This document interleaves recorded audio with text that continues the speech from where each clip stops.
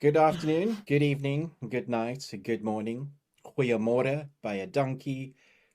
Namaste. Week Hero Class 2. Mm. So this came out on Netflix this week. It was originally, the first season was originally actually out on YouTube, I believe, and then Netflix bought the rights and it shot like up to the top 10. People were really loving it. I don't know if you remember that it was when I talked about season one, it was about a young kid, South Korean. He has a very stoic look on his face. He's just putting his head down. He's got to study really hard.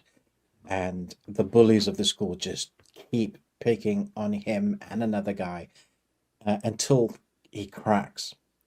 And what happens in class one of Weak Hero is you form an unlikely band of friends that would normally not be friends at all. You have an ex MMA fighter and this kid that's just working overtime, going to that extra school after school, all of that, and the kid that's always been bullied, and they form this.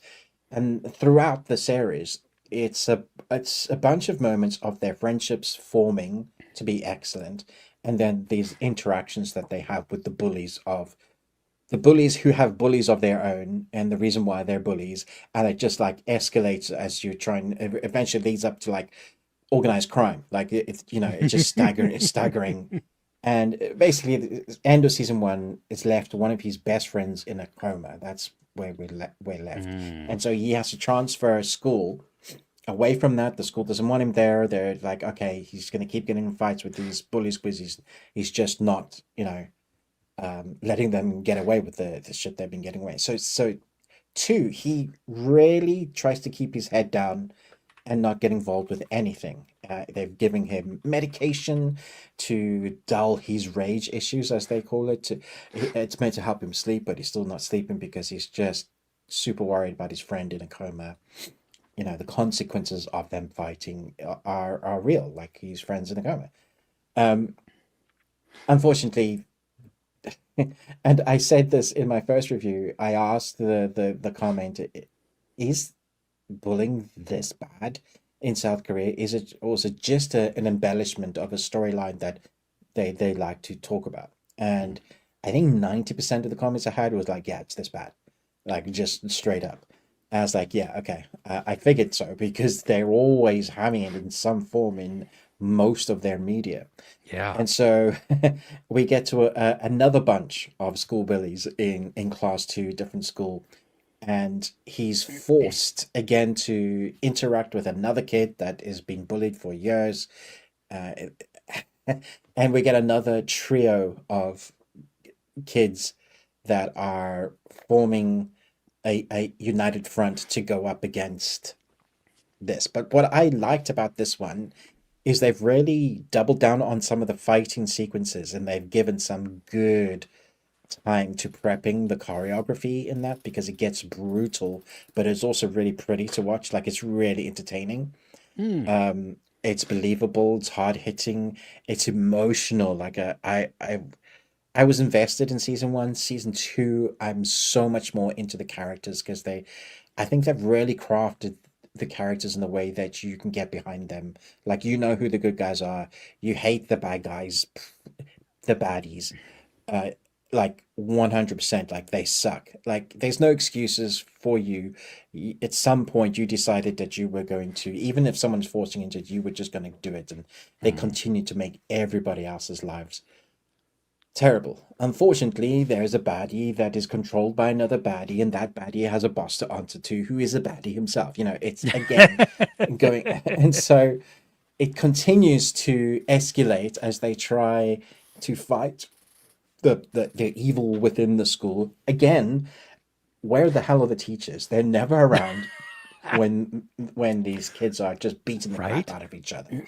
And when the teachers are involved, it's always the good guys that get in trouble for starting the fight. They're like, no, that's not what happened.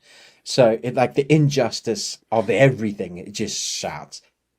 but you're gonna love the interactions between the unlikely group of friends. They are such a joy to watch because they're so different. Our main protagonist is quiet and reserved, doesn't like anybody touching him, and he will say like, "Please don't touch me, don't touch my hair." Like he's very like, but he's the guy that snaps and will use his pen to throat stab you. And then you have the geeky kid that is really funny, just really wants some friends, but has been so beaten down and broken down by the bullies that he's just looking for a way out. And they find him with the basketball team captain and their friends who kind of take them under a wing, and they become like this great friendship base. And that's where, when it's brutal and it's heavy, it's them having meals together, just little interactions, dialogue bits where one is over the top and really funny, and the other one is just quiet and reserved. And their backgrounds are so like they shouldn't be friends, but because this thing has pushed them together, they become the best of friends. And what they face together, that's something that everybody watching will relate to. Surprisingly, the dubbing's very good for this. You can watch it in the original language, but I also watched because I was being lazy and I didn't feel like reading, so I listened to just and it was fine. They've used actors that are culture specific to do the dubbing rather than like it's an American doing. Oh, at least So it that's makes it yeah. so much better. Yeah, so you feel the culture. But I always recommend watching it in original if you can, because you get Sure. just the original, how it was intended. This is a blast. It's also, I believe they're looking at doing a third part, although it hasn't Oh, been greenlit yet. There is scope for more.